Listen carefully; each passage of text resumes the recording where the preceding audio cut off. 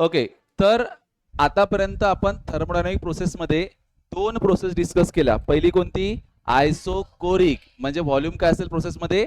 Constant. आणि जे second process discuss केली ते होती आयसो, म्हणजे प्रेशर कॉन्स्टंट. आणि त्याच्यामध्ये सगळ्या ज्या पॅरामीटर आहेत ते आपण डिस्कस केलेले आहेत. आजच्या क्लासमध्ये आपण जी थर्ड नंबरची थर्मोडायनामिक प्रोसेस डिस्कस करणार आहोत त्या प्रोसेसचं नाव आहे आयसोथर्मल प्रोसेस. जितक्या पण थर्मोडायनामिक प्रोसेस आहेत त्यातल्या one of the most popular मध्ये ही येते. अडियाबॅटिक आणि आयसोथर्मल पॉप्युलर थर्मोडायनामिक प्रोसेस आहेत, म्हणजे मोस्ट ऑफ द क्वेश्चन यांच्यावरती विचारले जातात.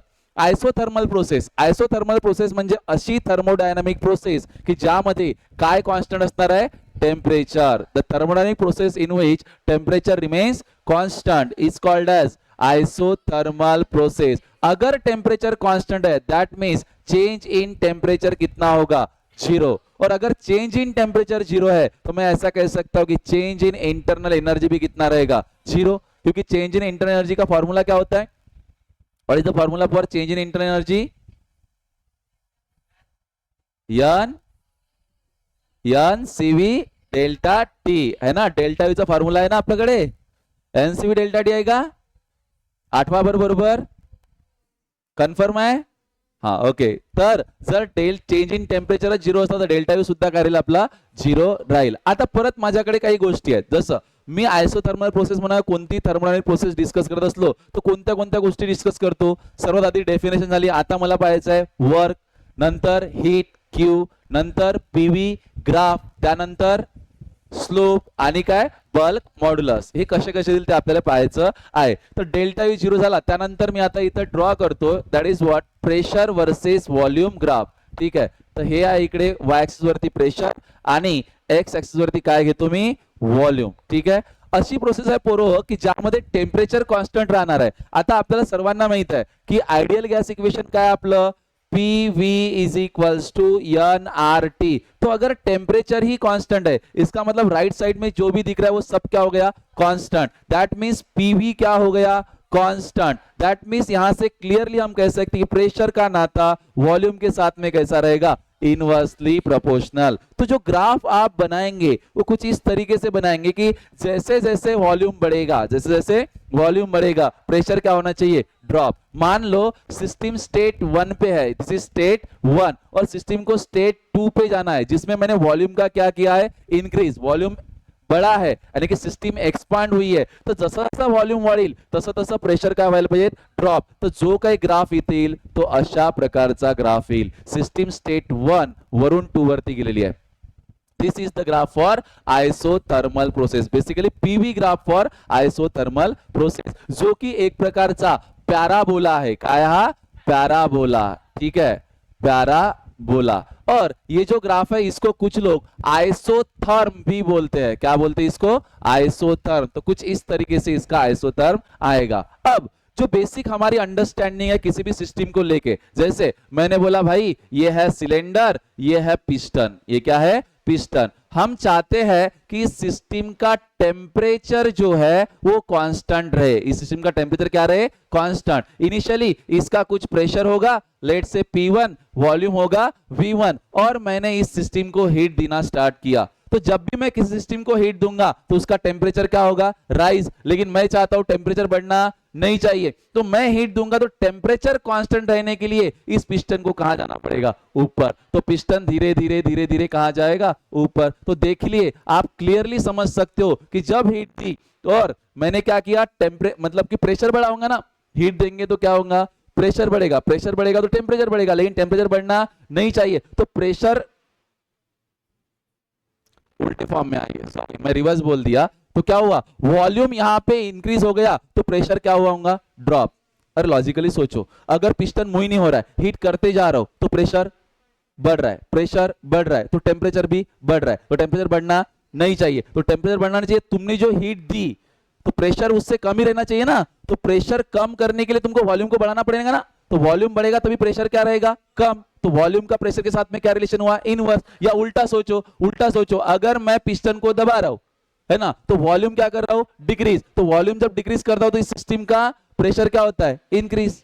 टेम्परेचर कांस्टेंट रखने के लिए, ठीक है। या सीधा वो नहीं समझ में आ रहा है तो मैं सेकंड स्लाइड पे वो कंपैरिजन करूंगा ही, लेकिन आप सीधा याद रखो कि प्रेशर और वॉल्यूम का रिलेशन आइसोथर्मल प्रोसेस में क्या होता है, एक में के साथ में इनवर्स। दो पीवी डायग्राम हम सेकंड स्लाइड पे यहां पे बनाते हैं, जैसे कि रेगुलर हर प्रोसेस में बनाते आ रहे हैं, ठीक है। तो this is pressure versus volume graph, again एक pressure versus volume graph. System state 1 से स्टेट 2 आई, कुछ इस तरीके से ग्राफ बनाया। सिस्टम स्टेट 1 से स्टेट 2 गई, कुछ इस तरीके से ग्राफ बनाया, ठीक है। मतलब इसमें क्या हुआ है, इसमें वॉल्यूम डिक्रीज हुआ है, इसमें वॉल्यूम इंक्रीज हुआ है। तो चलिए बताइए वॉल्यूम क्या किया आपने, इंक्रीज, मतलब डेल्टा वी आपको कैसा मिलेगा, पॉजिटिव। डेल्टा वी पॉजिटिव तो वर्क भी आपको कैसा मिलेगा, पॉजिटिव। ये प्रोसेस आइसोथर्मल प्रोसेस है, इसमें टेम्परेचर कैसा रहता है, कांस्टेंट, यानी कि चेंज इन टेम्परेचर क्या रहता है, जीरो, यानी कि चेंज इन इंटर एनर्जी क्या रहता है, जीरो। दैट मींस अगर मैं फ्लोट लगाऊंगा, फर्स्ट लॉ ऑफ थर्मोडायनामिक्स लगाऊंगा, तो फर्स्ट लॉ क्या होता है, Q is equals to delta U plus W. As the process is isothermal process, delta U क्या हो जाएगा, जीरो। तो इसका मतलब Q ही क्या होता है, W। ये बहुत बड़ा कंक्लूजन है कि आइसोथर्मल प्रोसेस में हीट और W इक्वल होते हैं, Q ही W, W Q होता है, ठीक है।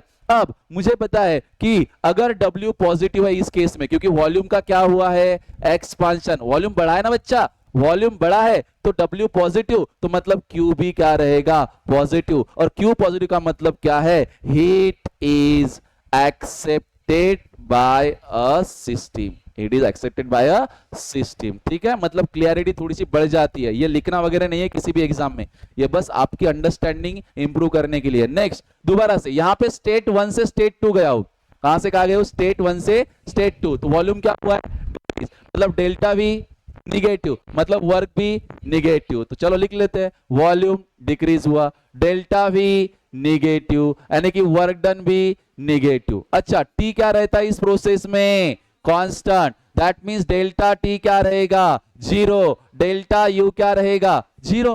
अगर डेल्टा यू जीरो है तो अगर मैं फ्लोट लगाऊंगा, यानी कि फर्स्ट लॉ ऑफ थर्मोडायनामिक्स लगाऊंगा, तो बोल बच्चा क्या होगा, Q is equals to delta U plus W। तो डेल्टा यू तो इस प्रोसेस में जीरो होता है, तो इस प्रोसेस में भी Q ही किसके बराबर होता है, W के। लेकिन इस बार देख काय झालं, कोणी बोललं का, मी बरोबर, हाँ। वर्क डन का है निगेटिव, वर्क डन निगेटिव, तो Q भी क्या रहेगा, निगेटिव। और Q निगेटिव का मतलब क्या है, heat is rejected by the system, heat is rejected by a system. समझ रहे हो क्या। तो कुछ इस तरीके से हमारे पास एक कंपैरिजन आया। अब देखो हमारे पास वर्क डन की भी आइडिया, मतलब बेसिक आइडिया हमको आ गई। अब आगे बढ़ते हैं, डेफिनेशन हो गई, पीवी ग्राफ भी समझ में आ गया। अब किसकी बात करते हैं, वर्क डन की। और मतलब फॉर्मूला भी तो बताना पड़ेगा, Q और W सेम होते ये पता है, लेकिन वर्क डन का फॉर्मूला वो तो नहीं पता ना। जैसे मैंने आइसोकोरिक में बताया वर्क डन जीरो, आइसो बारीक में क्या बताया वर्क डन का फॉर्मूला, P डेल्टा V या फिर एन आर डेल्टा टी, ये फॉर्मूले है उसके, क्योंकि P कांस्टेंट रहेगा तो P डेल्टा। अब इसमें भी फॉर्मूला चाहिए ना मुझे, तो वर्क डन क्या होता है generally, it is what, integration of PDV. Work done का integration of PDV from initial volume to final volume, ठीक है। लेकिन बताओ क्या P कांस्टेंट है इस प्रोसेस में, बिल्कुल नहीं। इस प्रोसेस में क्या कांस्टेंट है, टेम्परेचर, टेम्परेचर कांस्टेंट है। और जब आप स्टेट 1 टू स्टेट 2 जाएंगे तो P तो बदलेगा, P तो वेरिएबल है, तो P वेरिएबल है तो उसको बाहर नहीं निकाल सकते, इसलिए मुझे यहां पे करना है कुछ जुगाड़। मैं P की जगह पर ऐसी कुछ क्वांटिटीज लाना चाहता हूं जो कि कांस्टेंट है, एंड उसके लिए मैं यूज करूंगा किसका, first, that is ideal gas equation का। कौन सा है, PV is equals to nRT। मुझे किसको हटाना है, P को, तो बेटा P कितना आएगा, P will be equals to nRT upon V। P की ये वैल्यू इस इक्वेशन में डाल दो, तो वर्क डन क्या मिलेगा, W is equals to integration of limit initial volume to final volume, P की जगह पर आ गया nRT अपॉन V, और इनटू क्या रहेगा, dV। नेक्स्ट स्टेप में N जो भी तुमने सिस्टम में गैस लिया है उसका जो अमाउंट है वो तो ड्यूरिंग द प्रोसेस कांस्टेंट ही है, लेकिन number of moles constant, R constant, T क्योंकि प्रोसेस आइसोथर्मल है तो टी भी हो गया कांस्टेंट, तो एन आर और टी ये आ गए constant. Integration of limit V I to V up, ऊपर रहेगा डीवी और नीचे क्या है वी। वॉल्यूम वेरिएबल है तो बाहर नहीं आएगा, अब वॉल्यूम वेरिएबल है तो मुझे यहां पे लगाना पड़ेगा integration. So what is the integration of 1 upon V और integration of DV upon V, it is log V, है ना। तो ये आएगा एन आर टी और इसका इंटीग्रेशन आएगा लॉग वी। लेकिन यहां पे जो लॉग आप ले रहे हो वो लॉग नेचुरल लॉग है। कौन सा लॉग है? Natural log. हमारे पास दो तरह के लॉग होते हैं, एक होता है लॉग एक्स, जैसे log to the base 10x, इसको बोलते हैं हम कॉमन लॉग। क्या बोलते हैं इसको? Common log. और log to the base E of X, अगर लॉग के बेस में ई है तो उसको बोलते हैं नेचुरल लॉग। क्या बोलते हैं उसको? नेचुरल लॉग, जो कि ऑलरेडी आपको पता है। लेकिन नेचुरल लॉग और कॉमन लॉग हर बार ई और 10 लगाना पॉसिबल नहीं है, तो हमने क्या किया, जब भी हम कॉमन लॉग लिखे हम उसको लिखते हैं लॉग एक्स, तो लॉग एक्स मतलब कॉमन लॉग। लेकिन अगर मुझे नेचुरल लिखना है तो मैं लिखता हूं ln of x, ln x, वो भी log x ही है लेकिन वो नेचुरल है, तो ln रिप्रेजेंट नेचुरल लॉग, यानी log to the base e। समझ रहे हो क्या? या फिर आप सफिक्स में लिखो तो भी कोई प्रॉब्लम नहीं, तो मैं यहां पे लिखा ln, that is natural log, क्या आएगा? log of v। अरे इंटीग्रेशन ऑफ 1 अपॉन v क्या होता है? log v, तो यहां पे आ गया log v, लेकिन लिमिट भी तो है मेरे पास, और लिमिट क्या है मेरे पास? vi से लेकर v अप। और हमें पता है कि वेरिएबल की जगह पर हम upper limit minus lower limit put कर सकते हैं, तो यहां पे आ गया एन आर टी, बोलो बोलो क्या आएगा? log of V F minus log, that is L N of V I. करते का, और ये फॉर्मूला क्या है? log m minus log n, log m minus log n। उसको क्या लिख सकते हैं बच्चों? हम उसको हम लिख सकते हैं that is w is equals to n rt, it can be the log of vf upon vi। असं लिहू शकतो ना आपण? This is the formula for work done. ये फॉर्मूला हुआ आइसोथर्मल प्रोसेस में वर्क डन का। आइसोकोरिक में वर्क डन 0, आइसोबेरिक में P डेल्टा V या फिर N R delta T, and isothermal में N R T log of V final minus V final upon V initial. ये formula याद है। और बताओ Q का फॉर्मूला क्या होगा आइसोथर्मल में? Q का formula n R T log of V F upon V है, क्योंकि Q ही W के बराबर होता है। तो अगर Q निकालने के लिए इनकी हेल्प, वर्क डन भेटलं म्हणजे Q भेटला तुम्हाला या प्रोसेस मध्ये, ठीक आहे। आता पुढे जर समजा मला प्रेशर माहित असलं, व्हॉल्यूम नसले माहित, इनिशियल प्रेशर इनिशियल व्हॉल्यूम माहित असलं, तर मी या दोन व्हॅल्यूला रिप्लेस करू शकतो, and this can be written W is equals to n R T log of, इसको लिखूंगा PI अपॉन PF। क्यों? क्योंकि हमें पता है प्रेशर का वॉल्यूम के साथ इनवर्स रिलेशन है, तो अगर final volume upon initial volume है तो प्रेशर में कैसा आएगा? Initial pressure upon final pressure. अच्छा, ये हो गया नेचुरल लॉग के फॉर्म में। अगर मैं इन्हीं दो फॉर्मूलों को कॉमन लॉग के फॉर्म में लिखना चाहूं तो नेचुरल का कॉमन लॉग बनता है by multiplying 2.303। That means work done का ये फॉर्मूला आएगा, that is n 2.303 n R T log of V final upon V initial, या W is equals to 2.303 n R T log of PI upon PF। उम्मीद है बात समझ में आई होंगी। तो मैंने वही दो फॉर्मूले लिखे, लेकिन इस बार इनको मैंने कॉमन लॉग के फॉर्म में लिखा। तो जब कॉमन लॉग के फॉर्म में लिखते हो आप, मतलब बेस 10 के फॉर्म में लिखते हो, तो मल्टीप्लाई में क्या लिखना पड़ेगा? 2.303। ठीक है। आइसोथर्मल प्रोसेस में अब नेक्स्ट बात करते हैं और दो चीजों की। कौन सी बताओ? पहले बात करते हैं स्लोप की। किस चीज की बात करते हैं बच्चों? स्लोप की। ठीक है, तो स्लोप क्या होता है? जैसे मान लीजिए इसमें स्लोप निकालना तो बड़ी टफ बात होगी अब। ठीक है, इधर हो गया प्रेशर, इधर हो गया वॉल्यूम, और कुछ इस तरीके से हमने ग्राफ बनाया था। This is state 1, this is state 2, and system goes from state 1 to 2, जिसमें वॉल्यूम क्या हुआ है? इंक्रीज हुआ है। सिस्टम का क्या हुआ है? एक्सपांशन।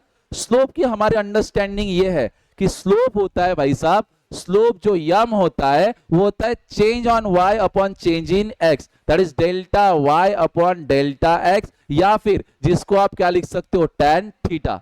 तो मैं यहाँ पे del Y upon del X की जगह पर क्या लिखूंगा कि भाई स्लोप होता है, slope is nothing but change in P upon change in V, del P upon del V is slope, है ना, या डीपी अपॉन डीवी भी मैं स्लोप कह सकता हूं, ठीक है। तो ये जो डीपी अपॉन डीवी है या डेल पी अपॉन डीवी है, इसकी वैल्यू जो मिलेगी वो मुझे वो क्या मिलेगा, स्लोप। अब स्लोप निकालने के लिए आप जानते हो एक कॉन्सेप्ट, क्या कि अगर आइसोथर्मल प्रोसेस है, फॉर आइसोथर्मल प्रोसेस, क्या पीवी इज इक्वल टू क्या होता है, कांस्टेंट, आइसोथर्मल प्रोसेस के लिए, है ना, क्योंकि PV is equal to NRT, तो टी कांस्टेंट, तो आइसोथर्मल के लिए पीवी हो गया कांस्टेंट। अब मैं इस PV is equal to constant को करना चाहता हूं डिफरेंशिएट, क्या करना चाहता हूं, डिफरेंशिएट। अब डिफरेंशिएट का सीन कैसा होता है, डिफरेंशिएट में हम वेरिएबल का डिफरेंशिएशन कांस्टेंट रहा तो बाहर रखते हैं, वेरिएबल को करते हैं डिफरेंशिएट। अब यहां पे मेरे पास दोनों क्वांटिटी क्या है, दोनों क्वांटिटीज वेरिएबल है,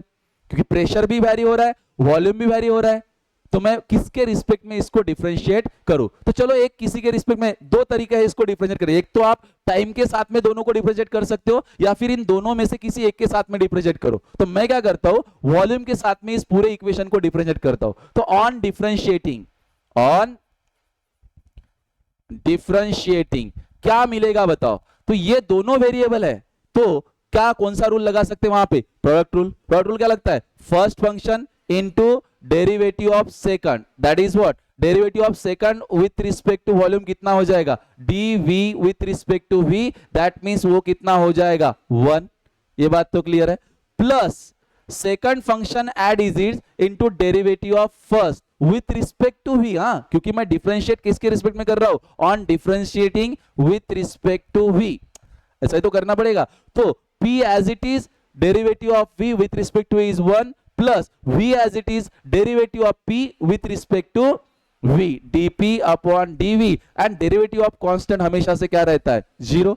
अब मैं एक टर्म को इधर रखता हूं, एक टर्म को उधर लेकर जाता हूं, p इज इक्वल टू क्या हो जाएगा, minus V dp upon dv। तो ये माइनस भी मैं उधर शिफ्ट करता हूं माइनस साइन के साथ में, तो ये क्या होगा, dp upon dv is equal to क्या हो जाएगा, माइनस p अपॉन v। तो भाइयों और बहनों, ये जो dp अपॉन dv है, इसको हमने क्या कहा है, यही तो स्लोप होता है हमारा, इंस्टेंट, किसी भी इंस्टेंट पे अगर निकालना है तो dp अपॉन dv, अरे करतोय का, एखाद्या पॉइंटवर, कुठल्याही पॉइंटवर या ग्राफचा स्लोप लागला तर हा चेंज आपण इंस्टंटेनियस चेंज घेतो ना, इंस्टंटेनियस चेंज साठी आपण डेल्टा न घेता डी घेतो। तो यहाँ पे क्या आएगा, स्लोप कितना आता है बताओ, माइनस पी बाय वी। तो अगर मैंने आपसे पूछा आइसोकोरिक में, दो प्रोसेस पढ़ी हमने, आइसोकोरिक, आइसोबारिक, अब पढ़े आइसो, तो आइसोकोरिक में बताओ स्लोप क्या था, आइसोबारिक में स्लोप क्या था, 0, और आइसोथर्मल में स्लोप क्या है, माइनस पी बाय वी।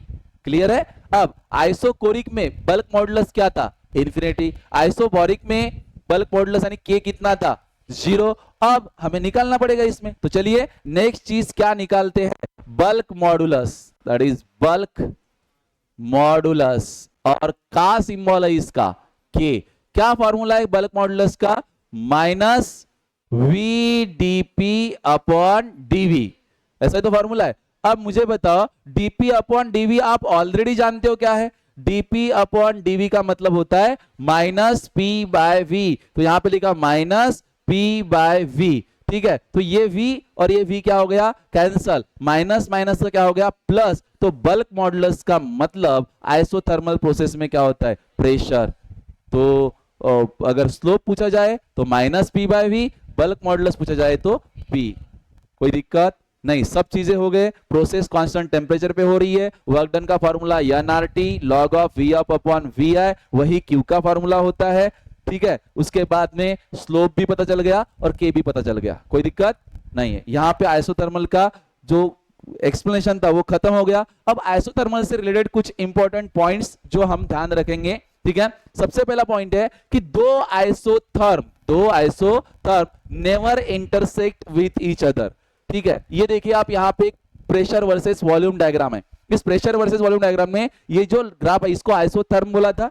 तो ऐसा डायग्राम कभी बन ही नहीं सकता, क्योंकि ऐसा डायग्राम बनने का मतलब क्या है कि ये जो प्रोसेस है तुम्हारी जिसमें टेम्परेचर कांस्टेंट T1 पे हुई है, टेम्परेचर T1 कांस्टेंट है, वॉल्यूम बढ़ता गया, इस तरीके से प्रेशर, और T2 के लिए ये प्रोसेस है। तो ये पर्टिकुलर पॉइंट पे टेम्परेचर की दो वैल्यू हो रही आ रही ना, या पॉइंट और टेम्परेचर कितनी वैल्यू दो, जाके पॉसिबल नहीं, इसलिए कोई भी दो आइसोथर्म कभी भी इंटरसेक्ट नहीं करते। हाँ ये पॉसिबल है, अगर आप देखेंगे कि ये कुछ इस तरीके से प्रेशर वर्सेस वॉल्यूम है, तो एक आइसोथर्म कुछ ऐसे बना हो तो दूसरा आइसोथर्म शायद ऐसा बनेगा, तीसरा आइसोथर्म और बना हो तो ऐसा बनेगा, अलग अलग टेम्परेचर के लिए T1 T2 T3, लेकिन कोई भी दो आइसोथर्म कभी भी एक मेक को इंटरसेक्ट नहीं करते। दूसरा पॉइंट ध्यान रखने वाला यह है कि ये जो प्रोसेस है जिसमें या तो कॉम्प्रेशन हो रहा हो या तो एक्सपांशन हो रहा हो, जो हीट का एक्सचेंज होगा it will be very slow.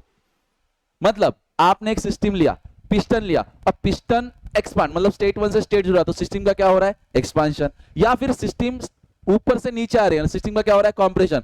चाहो सिस्टम का एक्सपांशन हो या सिस्टम का कॉम्प्रेशन हो, जो भी प्रोसेस हो रही है बड़ी स्लो हो रही है, एकदम स्लो, क्योंकि इस प्रोसेस में हीट एक्सचेंज के लिए टाइम मिलना चाहिए। टेम्परेचर कांस्टेंट रख रहे हो आप, तो जो हीट बाहर जाएगी या जो हीट इस सिस्टम में आएगी उसको थोड़ा टाइम मिलना चाहिए। इसलिए ध्यान रखना कि कॉम्प्रेशन हो या एक्सपांशन, आइसोथर्मल प्रोसेस जो होती है काफी कैसी होती है, स्लो होती है। ठीक है,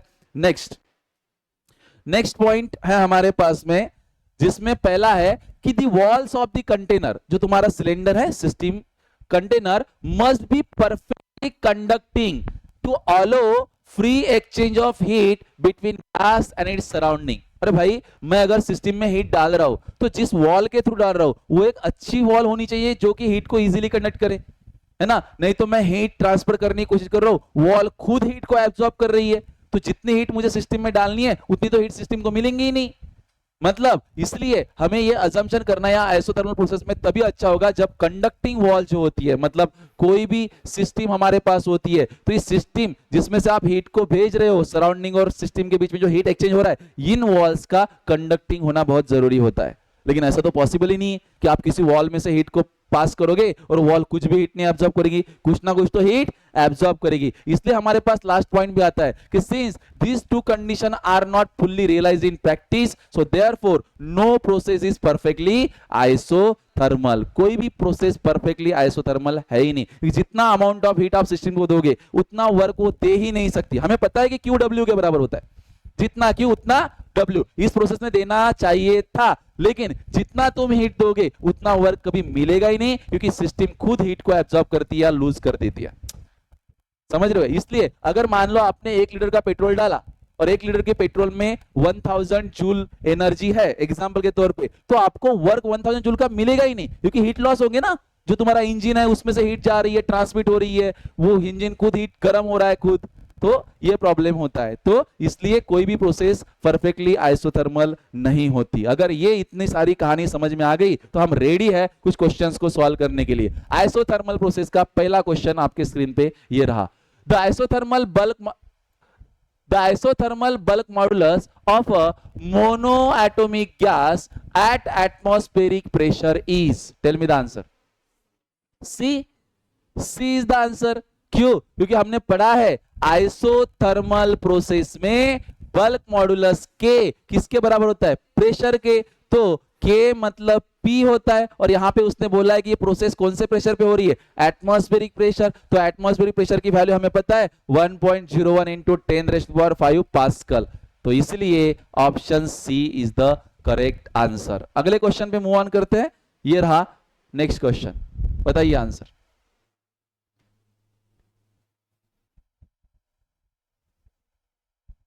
आपके लिए नया नहीं है चीजें, नवीन आहे का तुमच्यासाठी आता आला, तुम्हाला रीड करता आलं पाहिजे गोष्टी।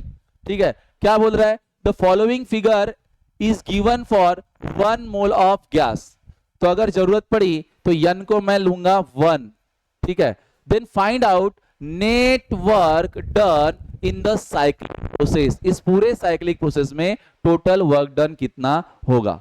ठीक है, तो टोटल वर्क डन निकालना है, प्रोसेस कितनी हुई है, देखो P से Q गए, Q से R गए, R से S गए और S से P, तो इसको मान लेता हूं W1, या ऐसे work done in process PQ plus work done in process QR plus work done in process RS plus work done in process SP, correct है। चलिए शुरू करते हैं कहानी। वर्क डन इन PQ, पी क्यू में कितना वर्क डन हुआ होगा, तो पी क्यू में क्या हुआ है, कौन कांस्टेंट रहा है, वॉल्यूम।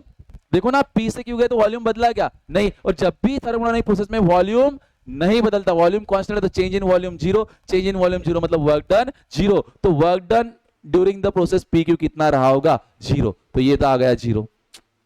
ठीक है, अब बात करते हैं क्यू आर की। क्यू से आप गए आर, क्या हुआ है, वॉल्यूम तो इंक्रीज हुआ है, लेकिन क्या कांस्टेंट है, टेम्परेचर। टेम्परेचर कांस्टेंट मतलब प्रोसेस कौन सी, आइसोथर्मल प्रोसेस। और आइसोथर्मल प्रोसेस में वर्क डन निकालने का फॉर्मूला क्या है बताओ, N R T log of V of upon V I. और यही तो है। ओके, फिर उसके बाद में प्लस, ठीक है, डब्ल्यू आर एस, वॉल्यूम फिर से क्या रहा, कांस्टेंट, तो क्या रहेगा वर्क डन जीरो। एसपी में देखो, एसपी में क्या होगा, यही फॉर्मूला, क्या आएगा, N R T log of V of upon V I. कोई दिक्कत नहीं, आगे सॉल्व करते हैं। एन की वैल्यू कितनी लेनी है, 1। आर तो क्या है, आर।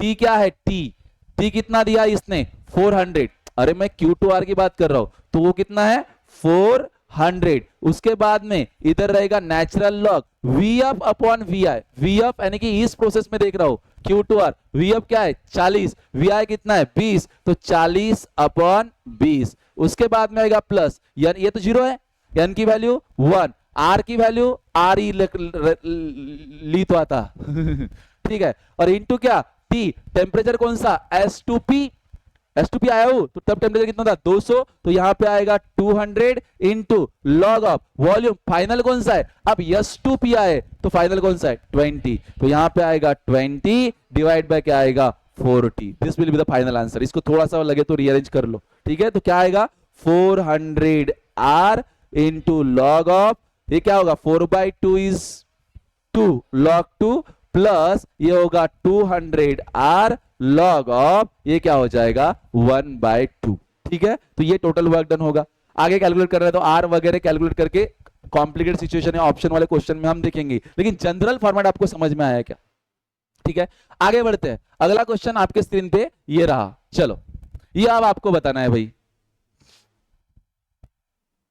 ये क्वेश्चन है, ट्राई करो। क्या बोल रहा है, 1 mole of an ideal gas, 1 mole of an ideal gas goes from initial state A to a final state B। देखो एक गैस है जो स्टेट A से स्टेट B गया है, ठीक है। It firstly undergoes isothermal expansion from volume V to 3V and then its volume is reduced from 3V to V at constant pressure. The correct PV diagram representing the two processes is, कौन C correct होगी। आज तुम्ही पहा कोणत्या कोणत्या situation तुम्हाला दिलेल्या आहेत, तर जे आतापर्यंत सगळं झालं तेच तुम्हाला इथं अप्लाय करायचं आहे। पहिले काय म्हणते बा, 1 मोल तर सोडून द्या, क्वांटिटीवर सध्या फोकस नव्हतं। काय म्हणते ए टू बी गेला, पण कसा गेला, firstly undergoes isothermal. Isothermal temperature क्या रहना चाहिए कांस्टेंट। ग्राफ सारे के सारे कैसे है, प्रेशर वर्सेस वॉल्यूम। तो जब टेम्परेचर कांस्टेंट हो तो पीवी ग्राफ कैसा आता है, पैराबोला। और उसमें भी पैराबोला में डायरेक्शन भी डिसाइड करनी है, तो एक्सपांशन हुआ है कि कॉम्प्रेशन, एक्सपांशन। वो देखो क्या बोला, firstly undergoes isothermal expansion. Expansion मतलब वॉल्यूम बढ़ाओ और ग्राफ बनाओ पैराबोला ए से निकलने के बाद। तो ये तो नहीं होगा। अच्छा ये, हाँ ये पॉसिबल है। और कोई पॉसिबल है क्या, ये भी पॉसिबल है 4 वाला, कि A2 यहां पे जब गया है V2 3V एक्सपांशन हुआ है ना, उसने बोला ना V2 3V, तो V2 3V में एक्सपांशन प्लस टेम्परेचर कांस्टेंट है, तो हमारे पास सेकंड और फोर्थ वाला ऑप्शन अभी जिंदा है। सेकंड और फोर्थ वाला ऑप्शन जिंदा है। आगे बढ़ते हैं। Then its volume reduce to 3V to V। अब वॉल्यूम कहां से कहां गया, 3V to V, but pressure कैसा रखना है, कांस्टेंट। प्रेशर कांस्टेंट है तो P की वैल्यू बदलनी नहीं चाहिए। ये थोड़ा सा इंक्लाइंड है, इसका मतलब वो प्रेशर डिक्रीज हो रहा है वहां पे। यहाँ पे प्रेशर कांस्टेंट है तो 3V to V आहे, तो कौन सा आंसर करेक्ट रहेगा, सेकंड। कळतंय का, तर आयसोथर्मलचे क्वेश्चन बनतील का, यस। आता आपली फक्त एकच प्रोसेस राहिली, ज्याचं नाव आहे ऍडियाबॅटिक प्रोसेस। कोणती प्रोसेस राहिली, ऍडियाबॅटिक प्रोसेस। पॉलिट्रॉपिक बी ऍडजस्टमेंट आहे ते लगेच उद्या क्लासमध्ये ती प्रोसेस पूर्ण संपून टाकू, आणि परवापासून तुम्ही पाहिलं असेल पीएसपी मध्ये खूप सारे क्वेश्चन्स आहेत है ना, तर उद्यापासून आपण डायरेक्टली या सगळ्या प्रोसेसवरचे जे क्वेश्चन्स आहेत त्याची प्रॅक्टिस करू, ठीक आहे। बाकी नंतर घेऊ।